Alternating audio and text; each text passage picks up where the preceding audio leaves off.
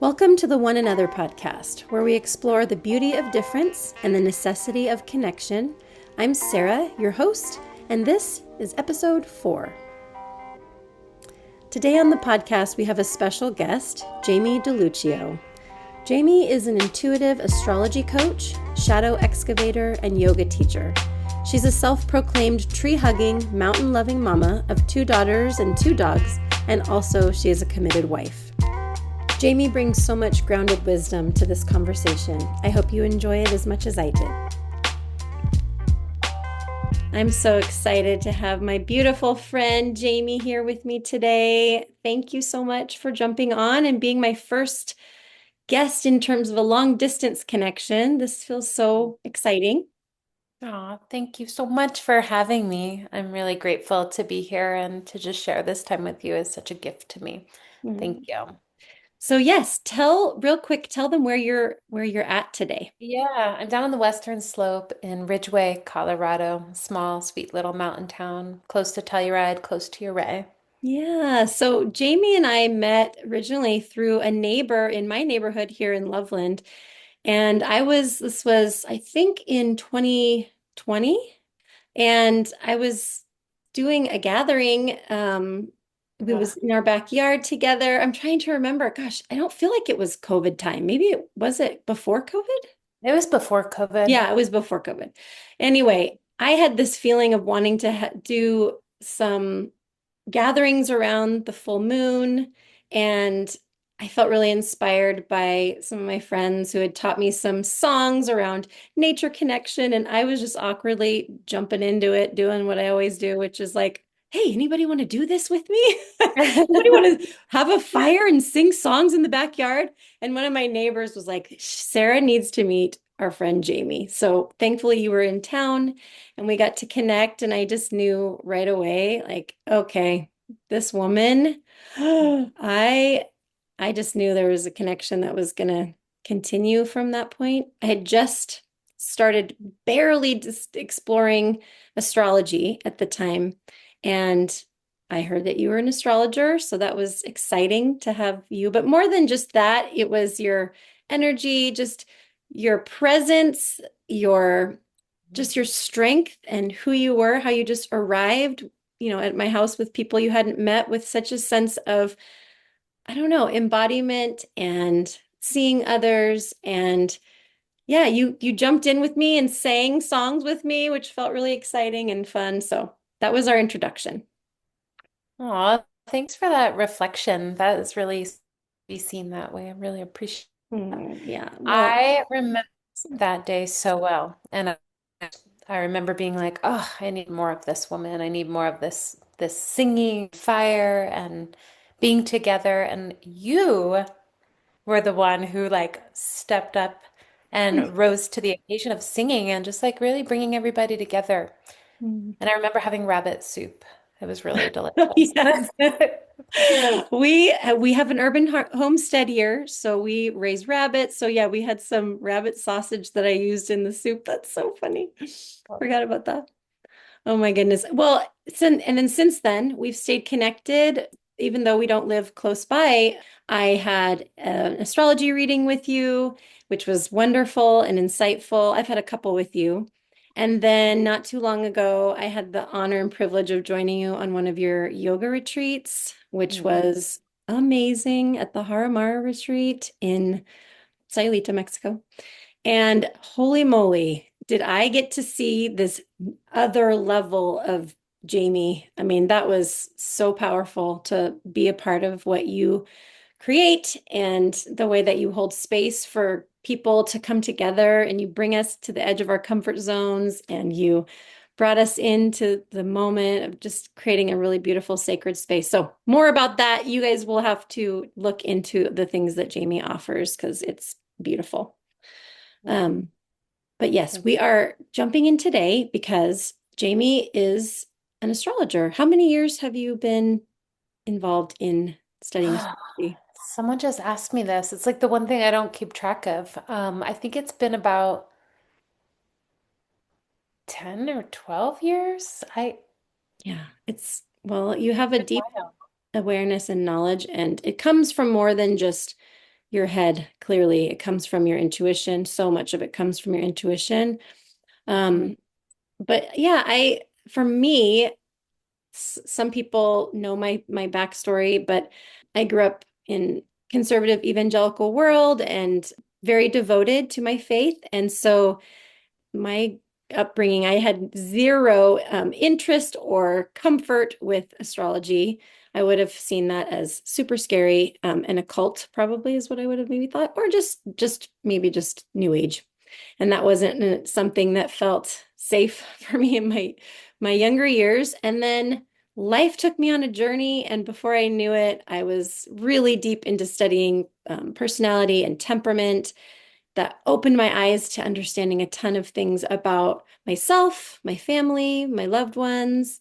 And then it was Enneagram that was another layer. And that taught me about shadow work for the first time. And then a dear friend of mine introduced me to human design. And so interestingly, astrology was one of the last things that I was like, okay, fine. I'll look into I'll look at this. I'll look at these, astrology charts. And when I did, it was just like, whoa. So I'm curious. That's my little background about how astrology became a part of my awareness. Where did that enter into your life journey? Oh, goodness. Well, apparently this story is a very common one that when I was a little girl, I would sneak into my mom's room and she had Linda Goodman's, I think it was called Love Signs. Hmm. And I would just like thumb through her book and be like, ooh, what's this? Like, my boyfriend is this, and, Mhm. how would we be together and things like that. And then I kind of closed the book and would find out more about what it meant to be a Virgo. And I was like, I can relate to some of this, but not all of it. And I was like, that's cool, but then someone said, "What's your rising sign? What's your moon sign?" And I was like, "What do you mean?" Like, I don't know.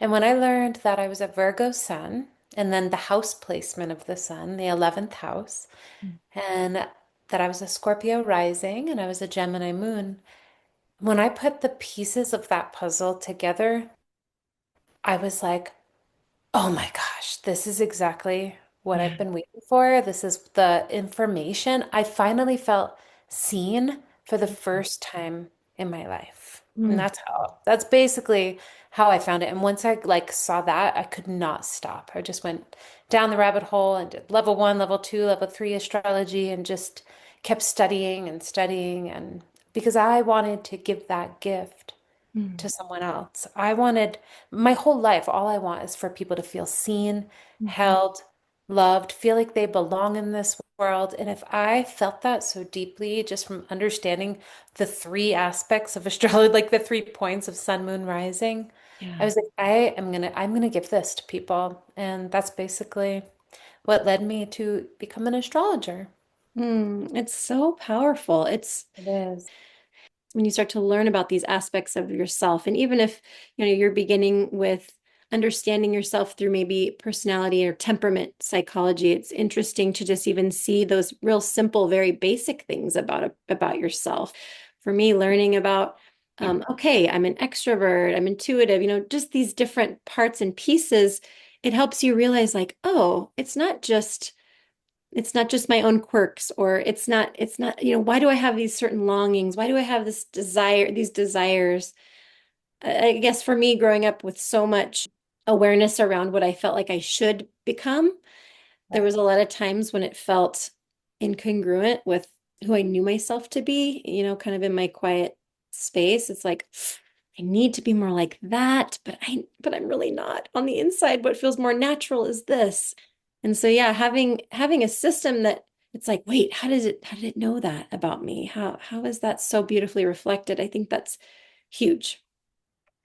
Yes. But yeah, a lot of people resist that. I that's the first thing that pops into my mind is a lot of people feel like, no, I don't want to be put into a box or a category. But I do think that that might come more from those broad overviews of people know their sun sign and then they look up a description.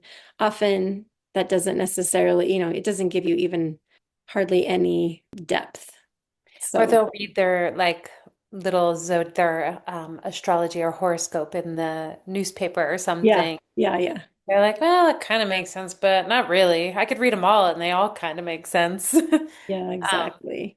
And so yes, I think what you said about sun, moon, and rising, I think it'll be fun to talk more about that for people who are not already interested in astrology or don't. But now I feel like it's becoming much more widely circulated now with the pattern app. You were the first person that shared the pattern app with me. And then so many others. It's losing some of its I think a lot of people are feeling less afraid of it, maybe. Part of what we're talking about on the podcast, the one and other podcast, is this idea of we are all one in that somehow we're all connected. And whether you think about it from the perspective just purely of we're all human, we all live on the same earth, or you zoom out and see it more mystically that we're connected to the all.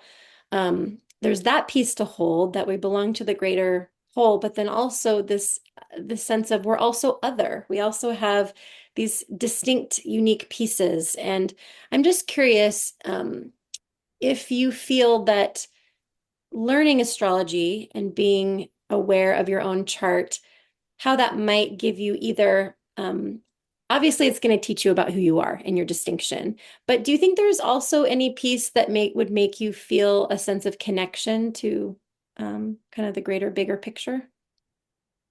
I love that question.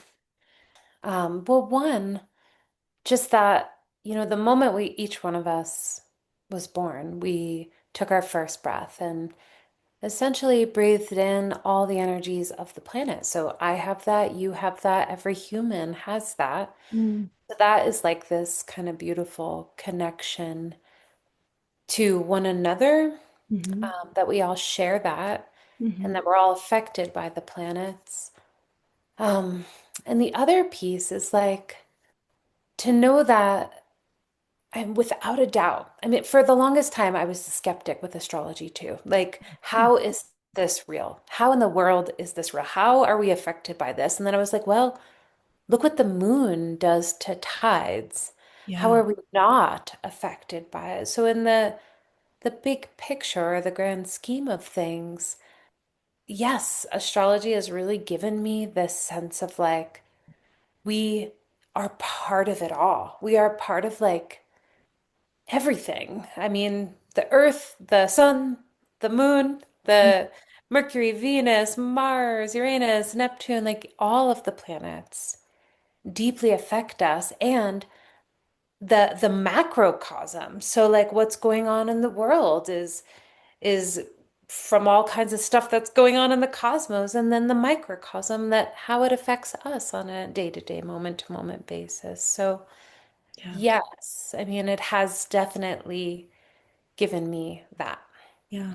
Well, and then, I guess if you think about the chart in itself, so there's 12 signs in the zodiac wheel, and everybody has all 12 signs. So I guess in that sense as well, even though we have a different configuration and our planets are in different houses and all of that, we all are carrying some piece of all of it. So I suppose that's another way that when you study it, it can Yeah. be, you can realize that we're really all connected because we really all have those same pieces just rearranged in a different way.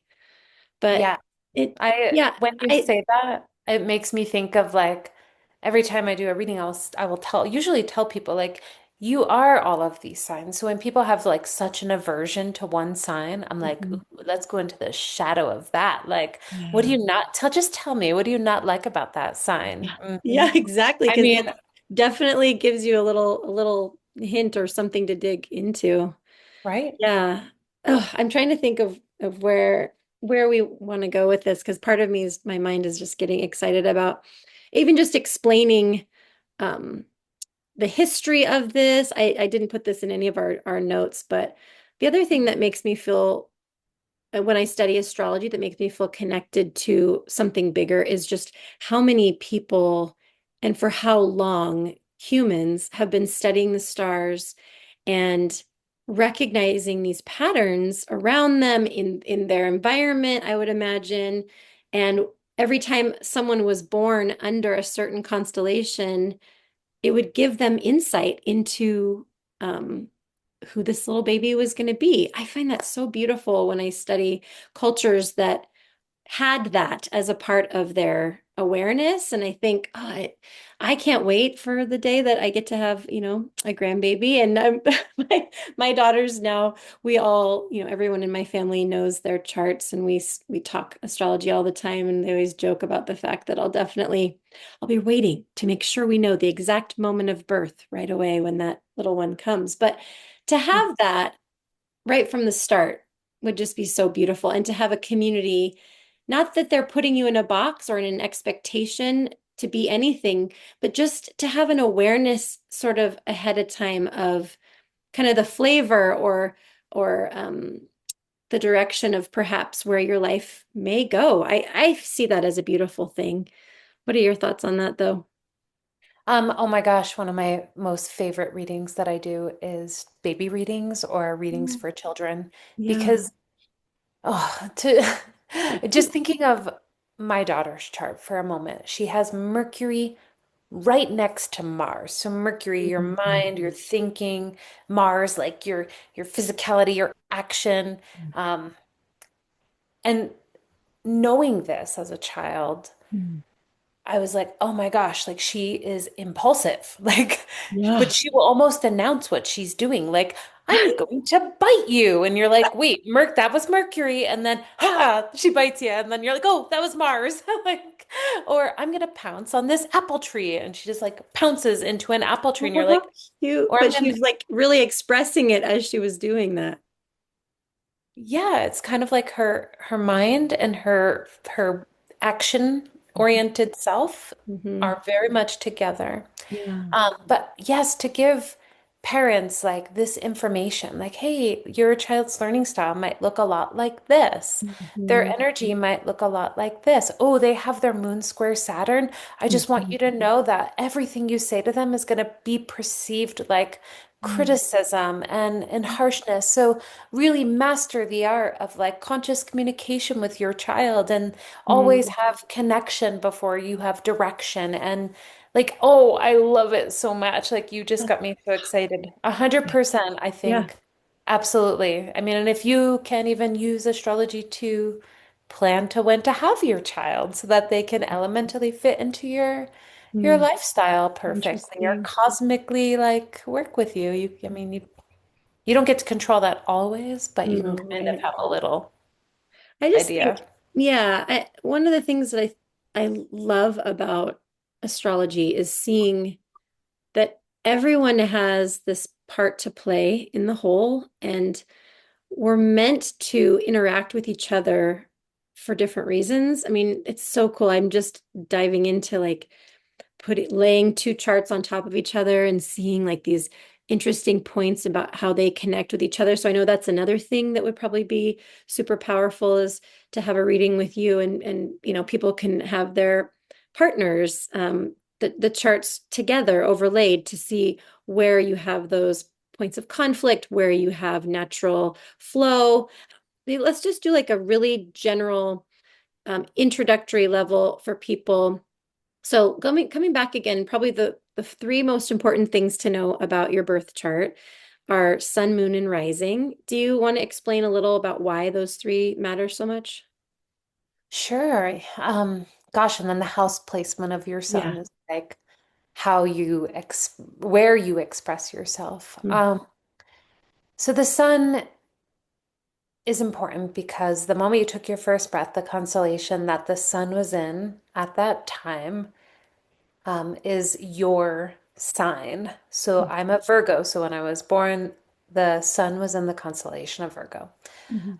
And our sun is how we express ourselves, how we shine in the world, how we allow ourselves to be seen. It's our life force, it's our ego, and it's how our ego kind of works in the world with others. The rising sign, the way I explain it is like it's like the path or the evolution of your soul. It's who you are growing into. It's the points and places in which you're supposed to like access and work towards and grow towards or rise into in your life. Mhm. And the rising sign is determinate as to where the sun rose and crested the horizon the moment you took your first breath that day, that same day. Mhm. Um, and then the moon sign is very much like your inner emotional realm. A lot of astrologers would also say that it has a lot to do with connection to mother, Mhm. but it's really how we process our emotions, Mhm. how we stand those deeper feels within ourselves. So Mhm. yes, those are all. So Um, yeah, so sorry to interrupt, but bringing those three together, let's just do a quick dive into your chart and my chart, just on for those three. So you shared that your sun is in Virgo in the 11th house.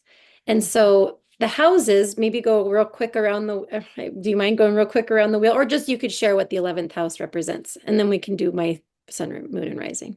um, So the 11th house, oh talk yeah. about your sun is in the 11th house, and even maybe just explain what those houses mean.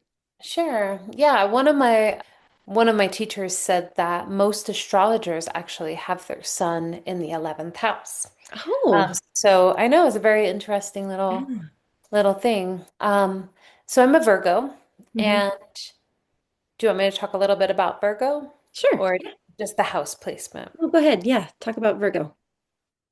So Virgos struggle with the shadow of perfectionism. Mm, Virgos like order, structure, they love their routines. They are incessant fixers and they want to fix, they want to help. They're the type of friend that if you spell a word in like a text message a couple times the wrong way, they're going to say, like, hey, I just want you to know that you're spelling this word the right way. Not because we want to criticize you. I think Virgos get a lot of that, like, the bad talk about being critical, mm, but really we care so freaking deeply. mhm, The only reason I would tell someone they misspelled a word mhm. is to protect them. I want to Yeah, help them. We want to help. It's how can we be of totally. service? That's a Service. Virgo. Hmm. Yep. So then you take my son and you look at the house placement. It's in the 11th house. Hmm. So the 11th house is a lot about friendships. How Hmm. can I help my friends? How can I bring people together? It's about tribes, community, connection.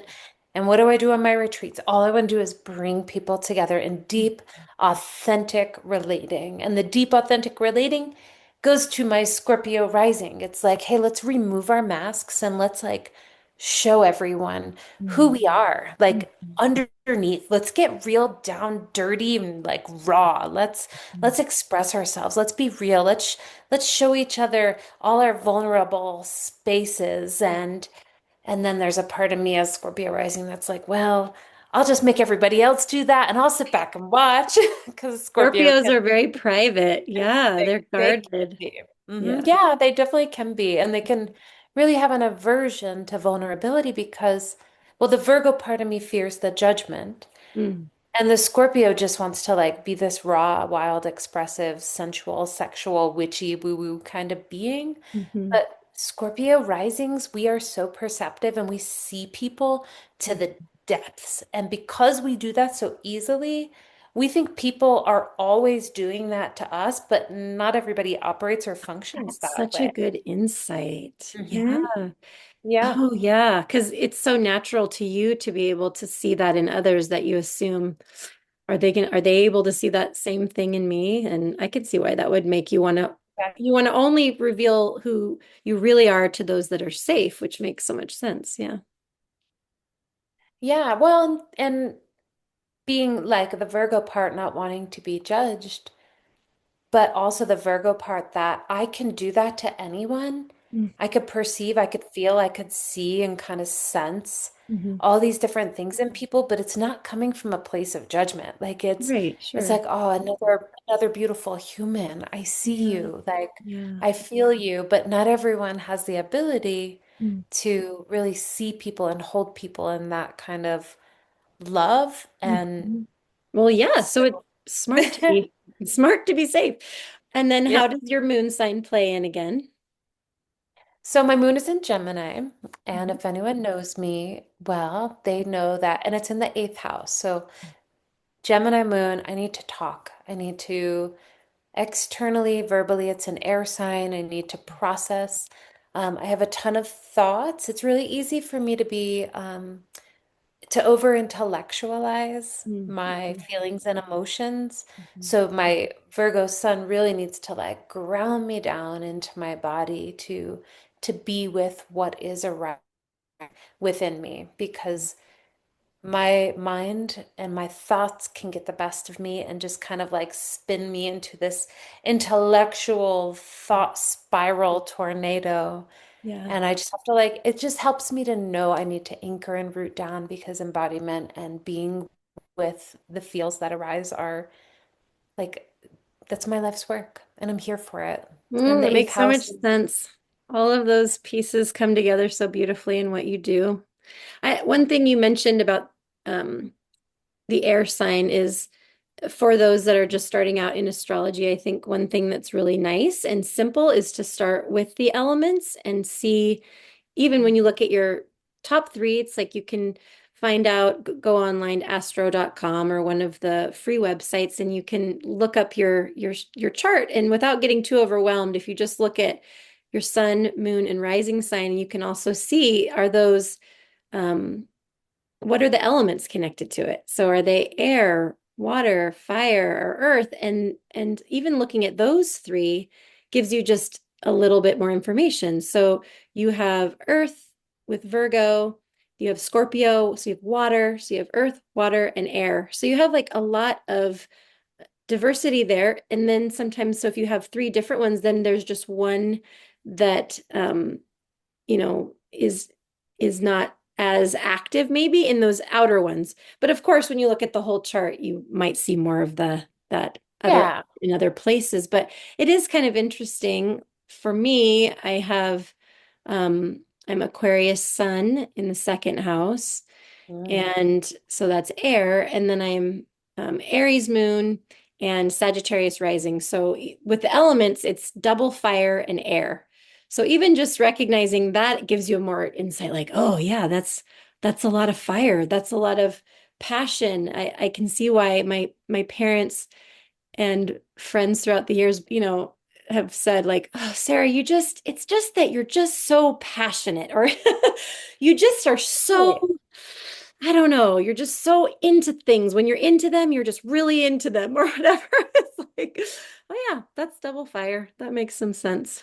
And also you're Aquarius. Aquarians are like insatiably hungry for knowledge and wisdom and information. Mm, I think a lot of your Aquarian energy, which is really connected to 11th house energy, hmm but a lot of your Aquarian energy is why you do what you do in all mm-hmm. the ways. So Aquarius, the humanitarian, the one whose heart is like literally reaching out to the whole world. Like you just want to cradle the whole world and inspire the entire world.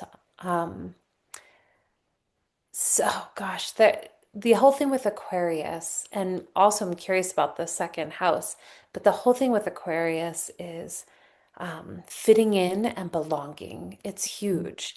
It's absolutely huge. And a lot of them tend to not ever feel quite like they belong or fit in. And the Yeah. whole point is because they are meant to fit out.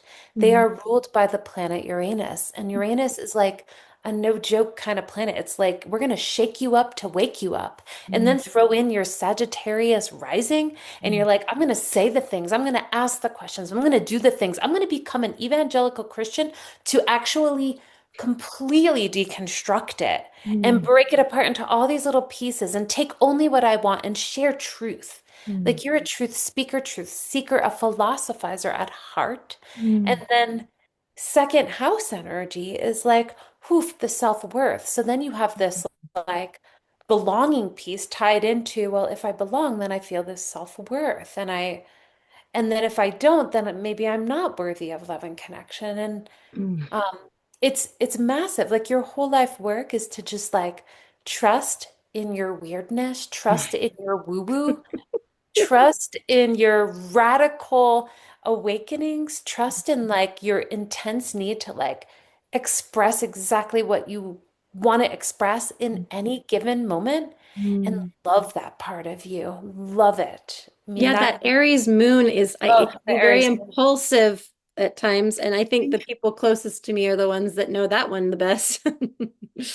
So But you yeah. know what I love about fire moons? I always say like moon signs are like the way I explain it is like two dogs, you're walking two dogs down the road, um, and they like decide to like meet one another and they just have a quick little scuffle, like rah, rah, rah, rah, rah, rah.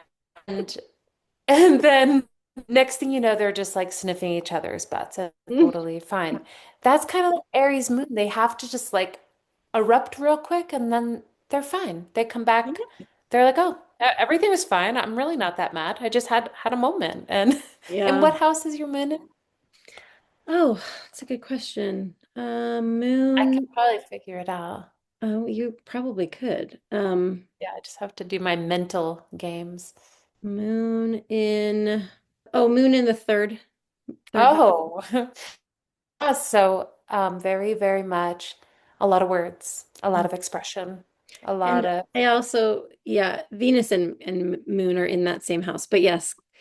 Um, but yes, a lot of words. But I'm a journaler, so isn't that just totally that makes is sense? There it that is is. I have 100%. journaled since, I mean, I was like 12 or 13. I have so many stacks of them. It's ridiculous. But it's so helpful for me to go back and see what I was dealing with. But that's where I've channeled a lot of that frustration or fire. Like anytime I'm overwhelmed, I need to Mm. write, I need to express it. And It's like anger yeah, writing, anger writing. Yep. feverishly writing. Yeah. That's that's awesome. Yeah. Love that. It's fascinating, all those pieces. So, gosh, I hadn't thought every time I talk to you, Jamie, you give me like a new nugget into my chart, no matter how much long I've studied it myself. You're always so insightful. But on our yoga retreat, you brought up the piece about Aquarians and the need to belong. I'd never ran across that or seen or thought of that from that perspective. So clearly, like there's so much of my life where that feeling of, and maybe, maybe this isn't even relevant to most people. And maybe I just think it's so interesting. Like, guys, did you know that you're allowed to be different? Like, did you know it's okay to be weird? Like, you might think that No. you're just weird, but and a lot of people might be like, I don't know, I never really worried about it. I am me. But clearly for an Aquarius, it's like I've been so worried about. I've had that fear, like I don't know if people really knew that this is what I think. So yeah, it's fascinating. And then the second house, having a sun in the second house, I guess I think of Taurus rules that house and that it's about I always say like I kind of hate it, but like my belongings or my Yeah. environment matters a ton. Like it needs to be beautiful, which that feels very Taurus. But I didn't think about just self-worth in general. What can you say more about that? Like how a sun in the second house would be connected to self-worth.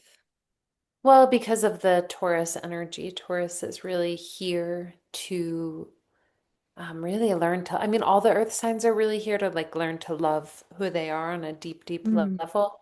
mm, Um, but that second house, so it's usually about like your finances, material security, mhm, safety security through material mhm, money, mhm, monetary, what you have, what you own. But we can't depend on that to feed our worthiness, that mhm, you can become a millionaire and have that like monetary fluff and comfort, but that doesn't make you worthy. It's just, it brings you safety and stability and security, which is very much what that second house wants you to feel a sense of worth, you have to feel safe within yourself. And often that safety is acquired through all of those parts. Like, mhm. I have a home, I have enough finances, I have enough of this. But seeing that none of that defines you, that you alone are just worthy. And so it's kind of like Yeah, it's so freeing. Yeah, like you said, that like being an Aquarius with my son in the second house, it's like, how can I learn to love my weirdness, be accepting of all parts, and probably my body even. I mean, I don't know if the second house rules, is that connected to the body? Well, usually the first house has a lot to do with Oh, like okay. your physical appearance, but Taurus energy and second house energy is very much like that solidarity within self. Yeah, body image, I would definitely say Yeah, would play. that's always been a struggle, but there's probably lots of reasons for that. But yeah, so we've talked a lot about just how helpful it can be to know ourselves. But then there's the whole piece of knowing your people and having, like you were talking about your children and how important and beautiful it can be to use astrology as a tool for understanding them. I think so much of my journey, because I have four kiddos, it's like so much of my life has been around revolved around raising them and being there for them and trying to guide them. And when you had if I had never discovered any of these tools, I think it would have been so easy for me to just harm them in so many ways because of the way that I see the world. And it's like we have this one lens that we look through because of how because of who we are, because of how we're designed, because of that moment that we were born and how that, imprint gives shape to who we are and how we see things. And I think without realizing it, we could harm our kiddos by just expecting them to see the world the way we do, or being disappointed that they live a certain way or that they see life a certain way, without having the insight. It would be really easy to feel a lot of those things. But then I think for sure, when you have the ability to look at like your partner's charts, your friends' charts, even just having that basic information about sun, moon, and rising it gives you the ability to appreciate the diversity of ways of being. And once again, probably because of the way that I grew up, where I was very focused on helping with such a heart of love. Like, I want people to know the truth. I want people to feel safe, be safe with God. So I need to know them, but just enough to know if they're saved or lost, and then give them this true message so that they don't, Mm, that's a lot to carry. But it didn't allow me to be open to the beauty of the difference in people that I met. It was so much of a weight I was carrying, a burden of concern. Um, so that was a mm, long ramble, but basically just this idea of really being able to see the beauty in people's difference. And the more you get to know these different signs and these different energies, it's like, oh my gosh, like all of a sudden you start to realize who you've attracted into your life. We've talked about this before. I happen to attract a lot of Gemini people with Gemini energy, probably because mm. I don't have hardly any of that in my chart. Maybe to balance out my Sagittarius rising. But yeah, any thoughts on that? Well, you know what's fascinating is I think of like my core group of people that I talk to weekly, and they all have an earth sun, just like I do, and Mm, a water rising, just like I do. And I would say most of them have an air moon, but not all of them. wow. And I see this over and time again, where your core people will have the same element sun and same element moon. Mm, I'll tell you what's really interesting is I don't really hang out with any Virgos at all, which interesting. is really weird. But Capricorn and Taurus, like no one's business Mm, with Cancer risings or Pisces risings. yeah, Yeah, that's it's kind of wild. fascinating. I mean, to me again, um, I see, I might have once seen this as woo woo or new age or even a little bit strange, but now I see it like God's math.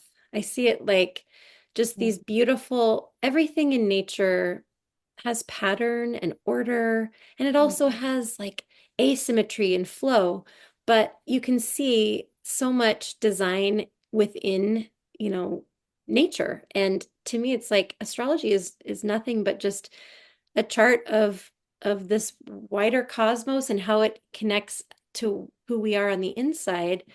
And it Mhm. is beautiful to see those patterns. It's fascinating. It's like, wow, it blows my mind to look at the way and then even in the ways like I happen to have married a Pisces sun, Cancer moon, and my dad is a Pisces sun, Cancer moon, but they have different rising signs. So then you start looking at things like that, like, wow, I attracted someone so similar to my dad's energy. There's layers and patterns, and yeah, it's pretty magical. Another thing I see time and time and time again is in families. Hmm. So, little breakdown. My husband is a Pisces sun. Both of my daughters are Pisces risings. Both of our daughters are Pisces risings. Yeah. I'm a Virgo sun. My daughter Kylie is a Virgo moon. Mm-hmm. My husband is a Sagittarian rising and a Sagittarian moon. My daughter Kira is a Sagittarian sun. Yeah, it's like these little So, pieces that yes, all the time when I do family charts, Mhm. yes. And you were talking about like the uniqueness of people too. And my husband, like he's a Sag rising Sag moon. Saggies are skeptics because they're looking for truth. They're looking Yeah. for like concrete information that they can prove. And he was like, so like, I don't know about this astrology thing. And I just kept saying and bringing little things up. And he's like such a believer now. He'll be like, all right, I have this guy who wants to work for me. Can you look at it for me? And I'm like, yes. And you know what he always says? He's like, I just thought everyone kind of thought like me. I thought everyone was kind of like similar to me. And he's like, you have taught me through astrology that people think differently.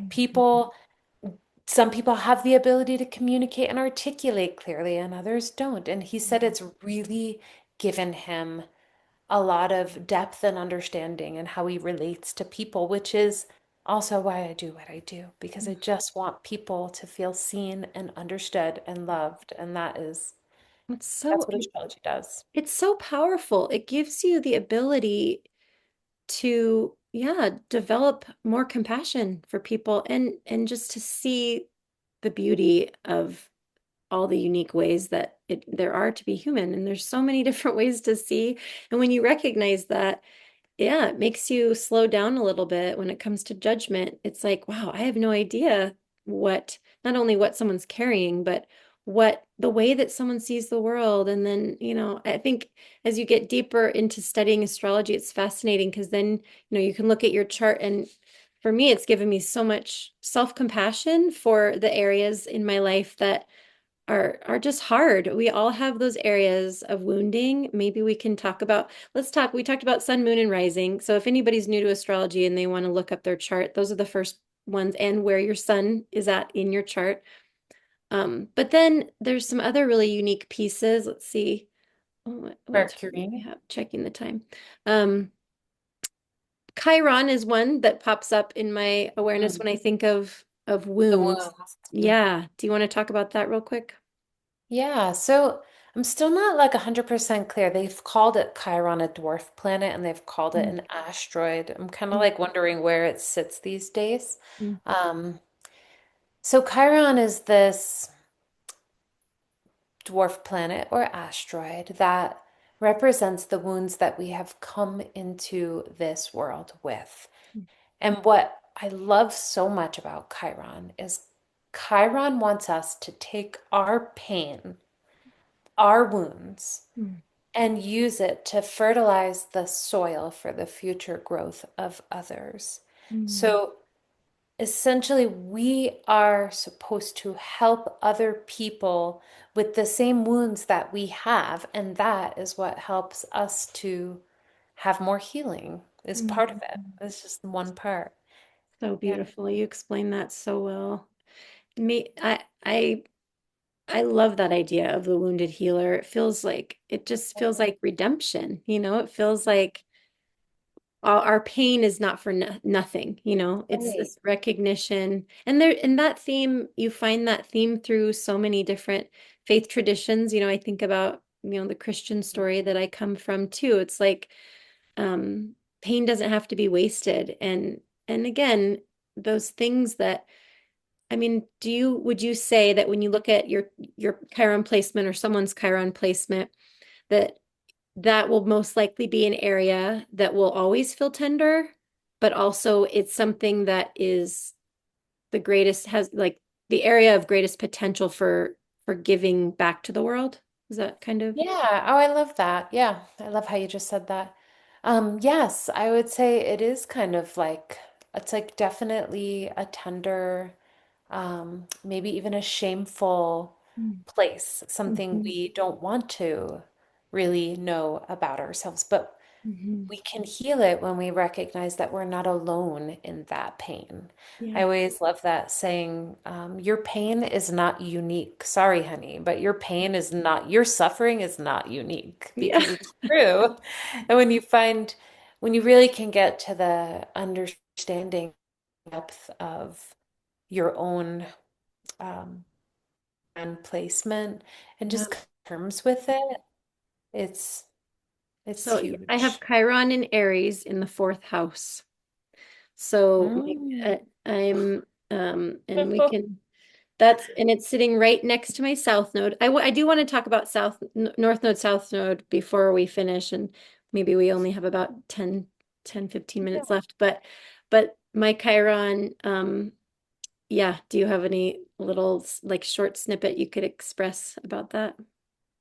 Yeah, Chiron and Aries says some of your wounding is in your own personal self-expression. It's you, um, it's wounding in impulsivity, where you get an idea for something and you jump on it and you move towards it and you're like, ah, but then it's in the fourth house, so it's like your deep familial roots are always like pulling you back. So you'll try to do something and all of a sudden like something happens in the family and your feet are knocked out up from underneath of you and you're like, ah, this is so frustrating.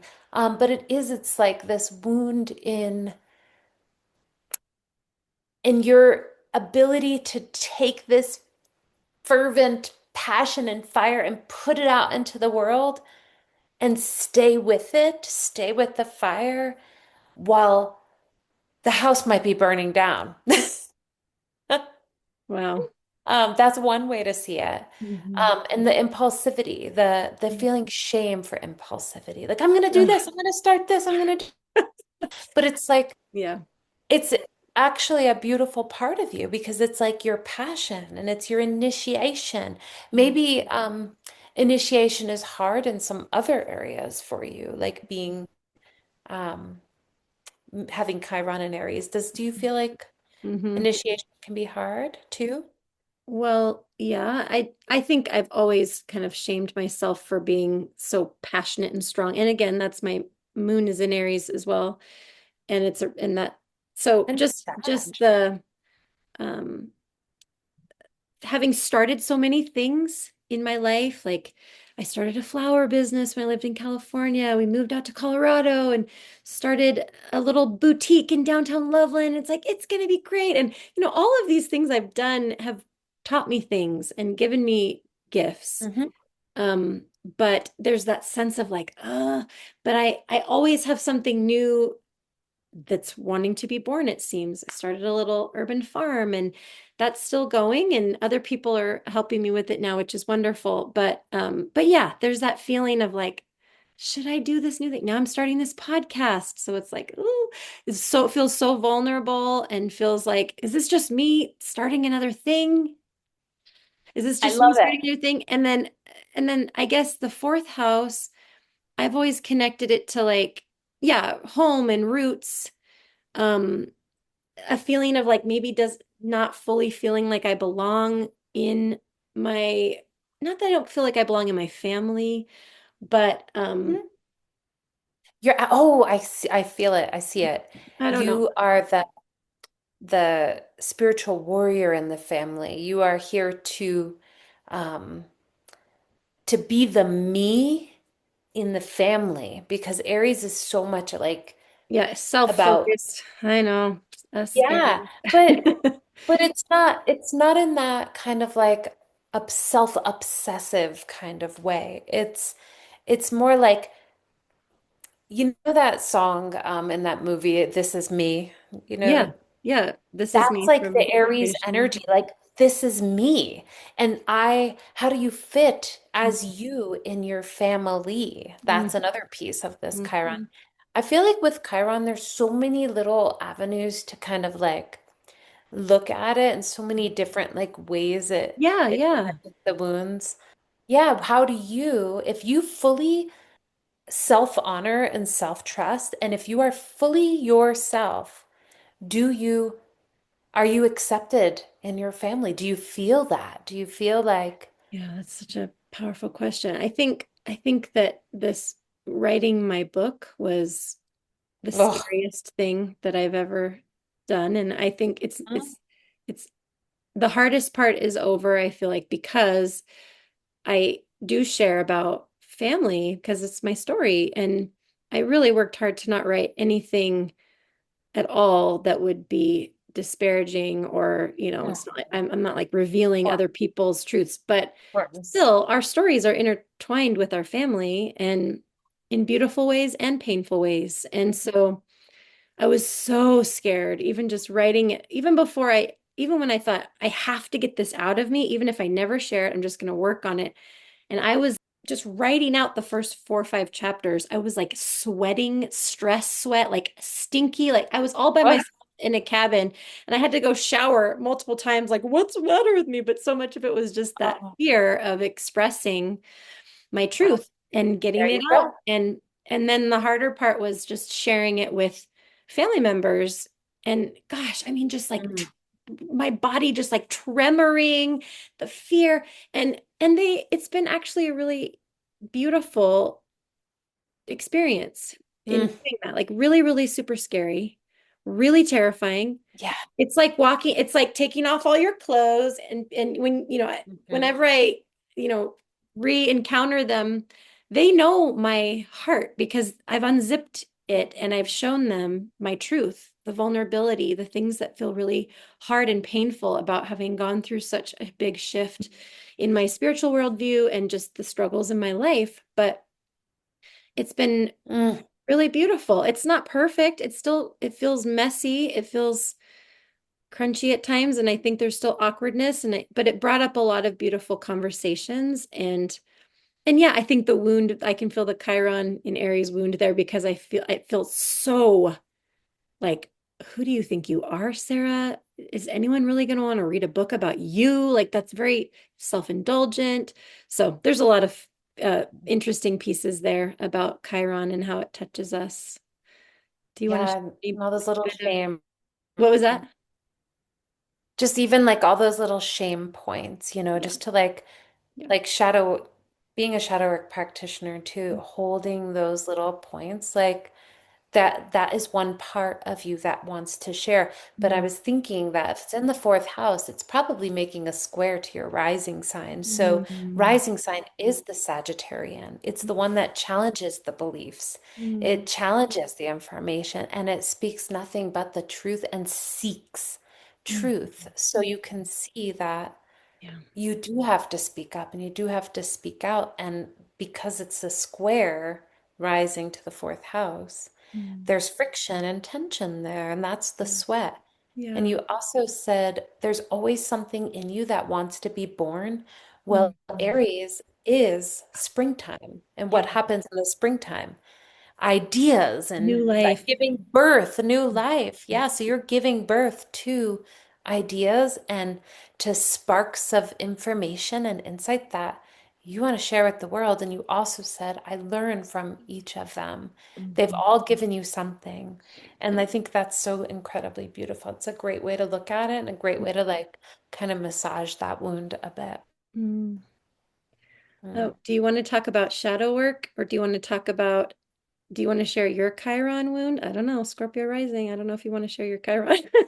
I don't mind. Yeah, I don't mind at all.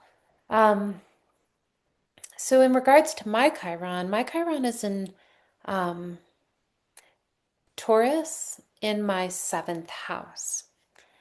And the way I think of that is staying connected to myself Mm.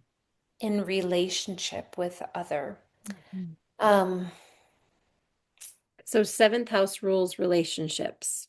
yeah, seventh house rules relationships, partnerships, more intimate Hmm. relationships. Hmm. Um, but in the Taurus energy, it is my self-worth and me maintaining that level of who I am. And so I've had to really work through a lot of different um, dependencies and relationships Mm.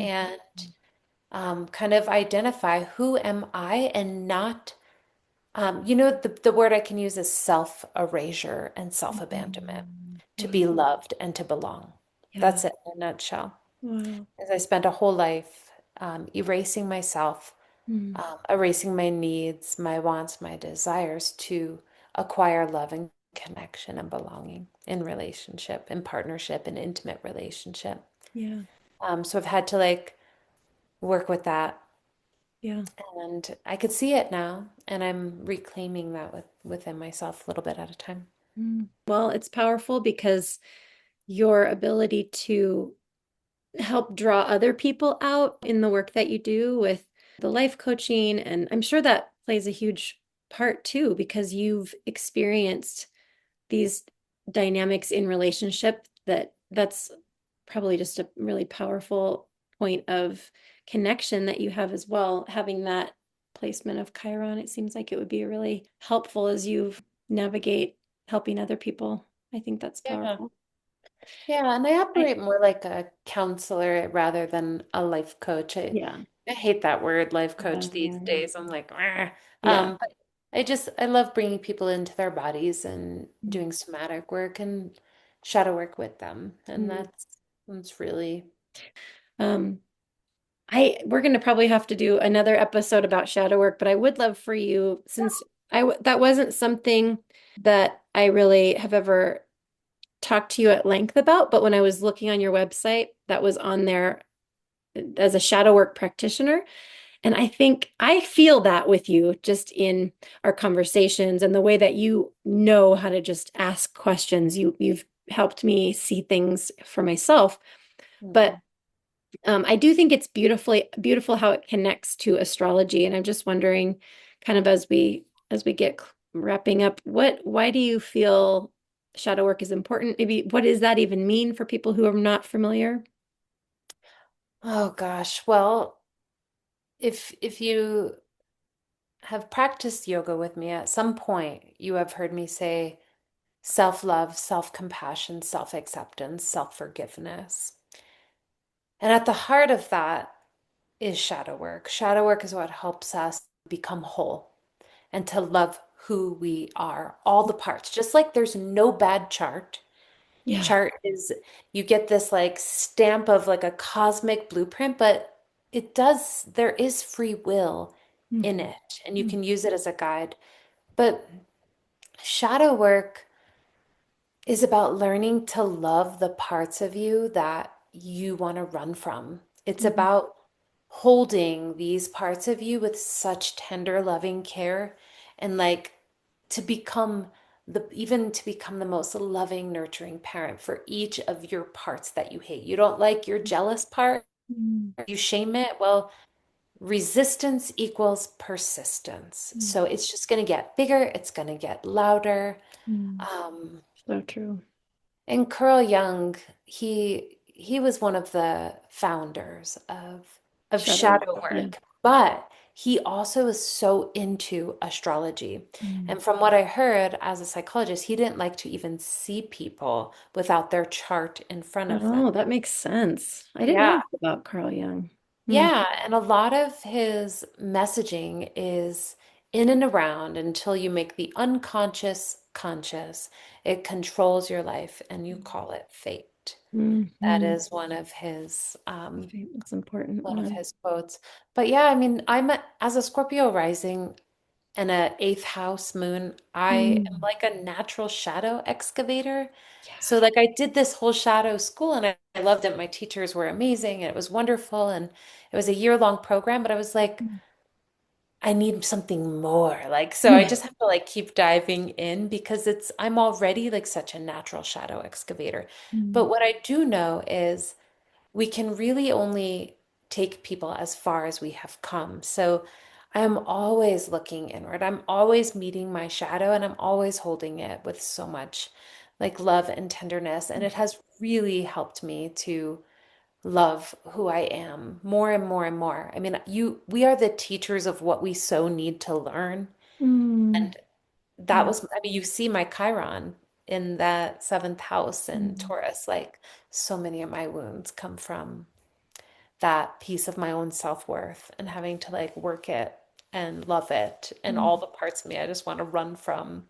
Mm. And I know you mentioned the North and South Node too, so if you want me to go through that really Yeah. quick. Yeah, let's do that. I just wanted to say though, as someone, and again, I have to let go of, I don't know who is going to be drawn to this podcast particularly, and sometimes I think people are going to probably get sick of me talking about how I was great, how I was raised, and oh well, it's just it shapes who I am. I just can't help but mention, and I do write about this in my book, but when I first learned that idea of shadow work, I was like, what? What do you mean? Like, embrace your shadow? Like, integrate your shadow? What does that even mean? Because I was so steeped in the belief that sin separates you from God. That was the message that I was given from that's the one of the most foundational messages in from a biblical perspective is you need Jesus because you're a sinner and all have sinned and fallen short of the glory of God. Therefore, you like I mean there was just so much programming around. I mean if you think of the song Amazing Grace that saved a wretch like me, like we were singing songs about our wretchedness, we were singing songs about the need for Jesus who was perfect to cover up our sin so that we could be acceptable. I mean it's just it was such a deeply powerful message of um, well, shame. I mean, I think there was so much shame, and then this reminder that only God is good. You're not, only God is good, and you need Jesus to make sure that you're right with him. And so this idea then it was like, well, but I have this, I do things I don't want to do. And so what do I do with that? Well, the answer was, you know, Jesus and gives you the Holy Spirit to help change you and to become more like Christ. So that process is sanctification, and little by little, as you walk with Jesus, those things begin to change. And so, I can definitely find a lot of beauty in that, and for sure, I still walk with Jesus. However, the idea of allowing, like, it still felt so hard, like, but what do you mean? Like, I got to get rid of the sin. My sin is what put Jesus on the cross. I can't like just let sin be there. And I think a lot of Christians, when they hear even things like the Enneagram, where, you're talking about like, well, these are the shadows of the type 3 or whatever your type.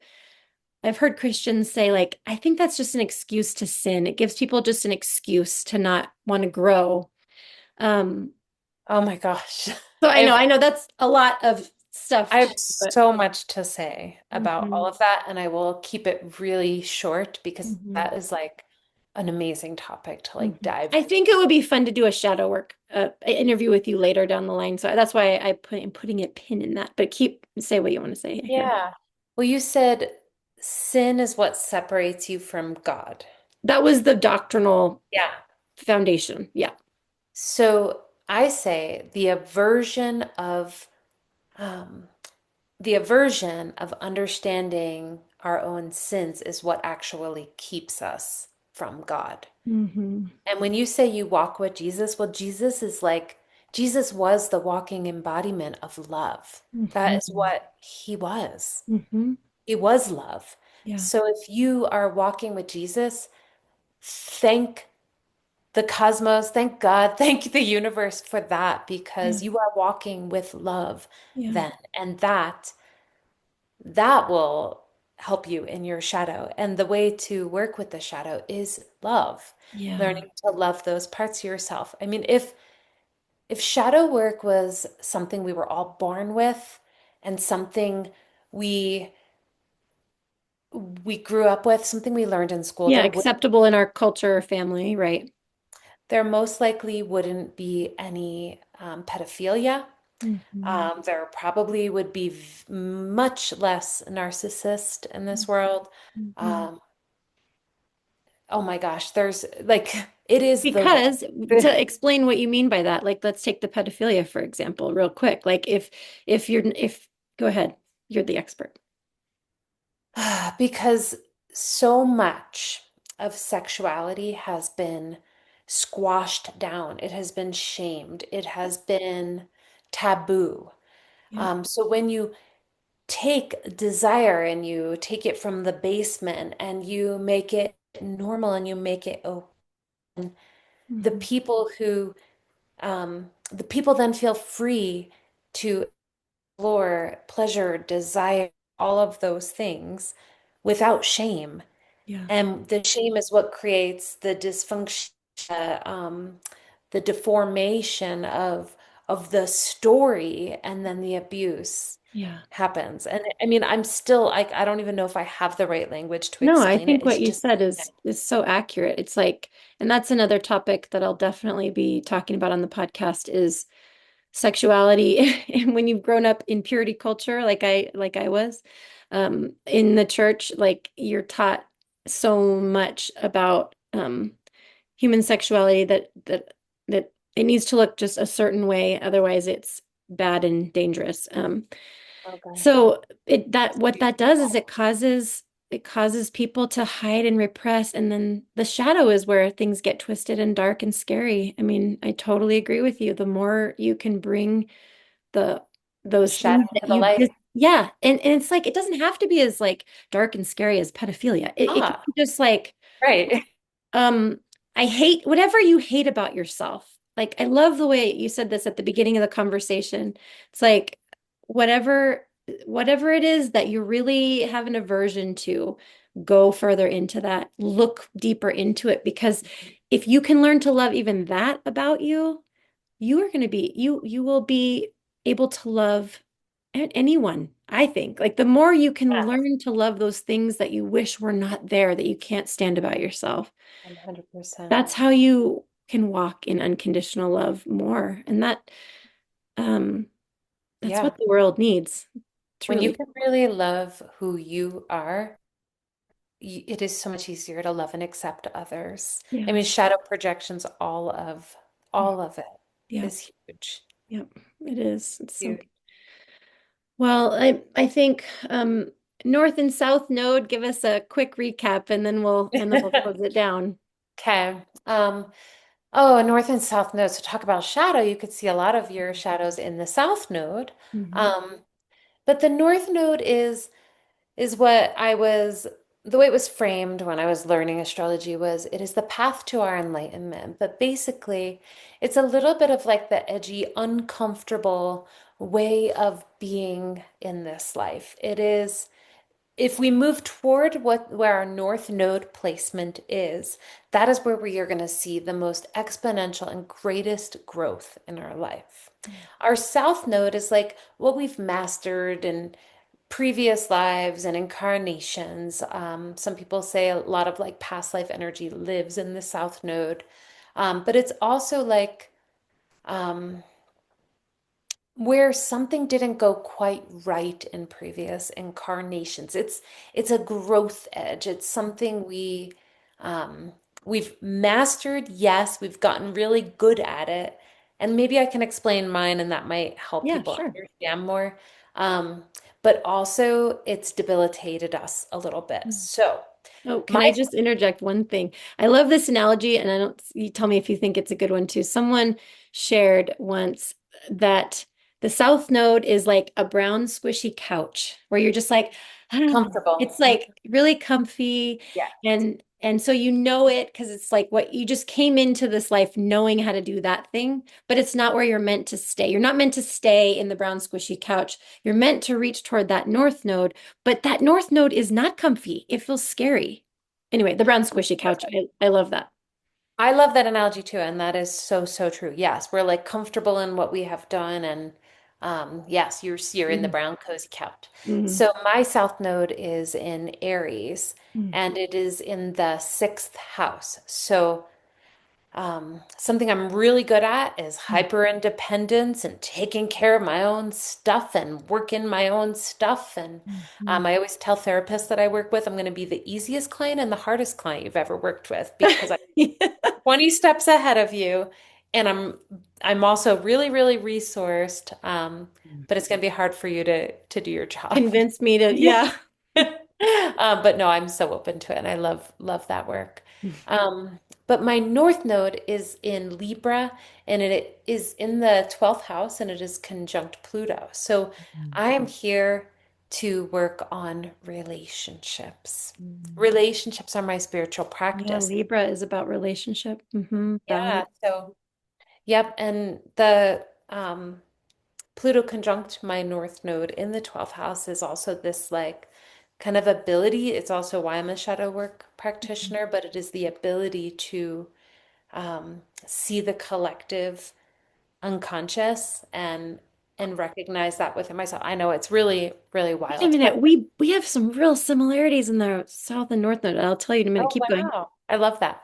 But yeah, so I love knowing that I am here for the work in partnership with other in And relationship. wouldn't the 12th house be connected to like this is probably why you have this ability to like know your intuition is powerful. 12th house kind of rules the unconscious and like psychic realms and right? I mean, I feel Oh like yeah, and dreams, my dreams.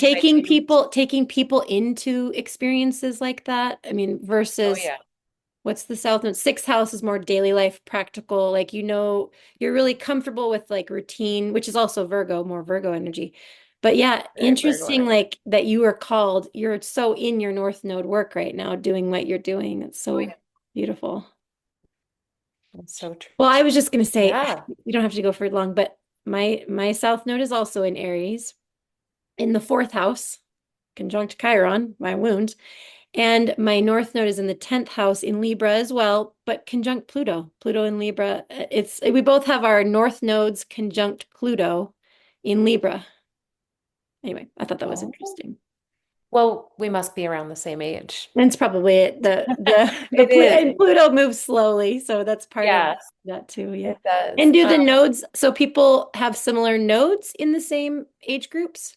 Or- Same, similar age groups. Oh, I didn't know the North and South nodes were like in sync like that. That's interesting.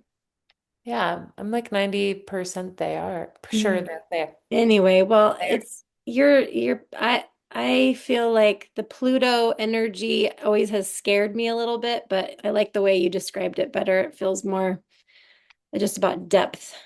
Ugh, we're just here to transform. We're Yep. here to, yeah, the Pluto has scared me as well. Hmm. Yes, especially with what I have experienced.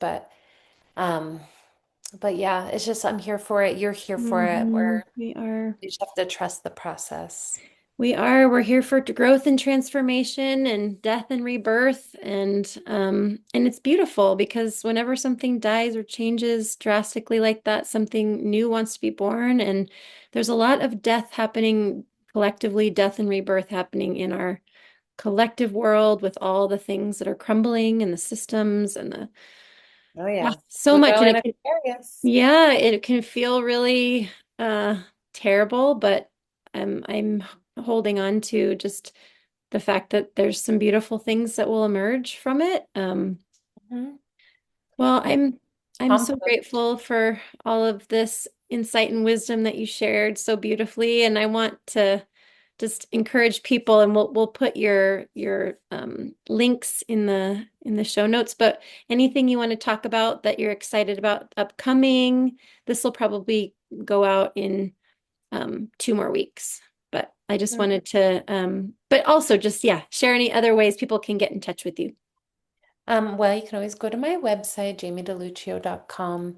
I'm really excited for this retreat coming up in March with a friend of mine, and it's Yeah. called Pleasure Portal, and it's all about diving into the erotic and your Yeah. sacred sexuality and sensuality. And Love it's it. very edgy, and I'm really excited for it. I'm Uh, so excited for you. That's so awesome. And another thing we're going to be talking about on the podcast, people, we're going to be talking about sacred sexuality and what that is and how we can explore that. So maybe I'm going to have to bug you oof. about that too. Yeah, I would love it. And then I have a retreat coming up in May in Nicaragua, and Mm. I have a few more spots left for that. And then next year in November is a Gateway retreat in Gateway, Colorado. Mm. And you can find at least two of those retreats on my website right now. Gateway's not up yet. I would just so recommend anybody who is interested in being just experiencing not just yoga, but connection to community, Jamie's intuitive gifts, all the magic that she brings of helping people come together. You could bring a friend or a family member. Someday, my dream is to bring my offspring and we'll do like a mother child retreat. It'd be fun. I love that. Yeah, I'm all about that. I'd love to offer your listeners 20% off of a reading if Oh, you're so wonderful, Jamie. Thank you. Yeah, yeah. get a reading. If you've never had an astrology reading, friends, get a reading from Jamie. She's amazing. Hmm. Thank you for being in my life and for jumping on this call and sharing with all of our listeners. Thank you so much for having me, and I'm forever grateful to your lovely neighbor that shared Yes. Shout that. out to Kristen and Kip. Yeah, for sure. Big hugs to them. Okay, Oh, love you. all right. Love you too. Bye. Thank you for joining us for this episode. If you're enjoying the conversation, please subscribe to our show and tell a friend. We're excited to bring you more topics related to connection and authenticity. Until then, take care.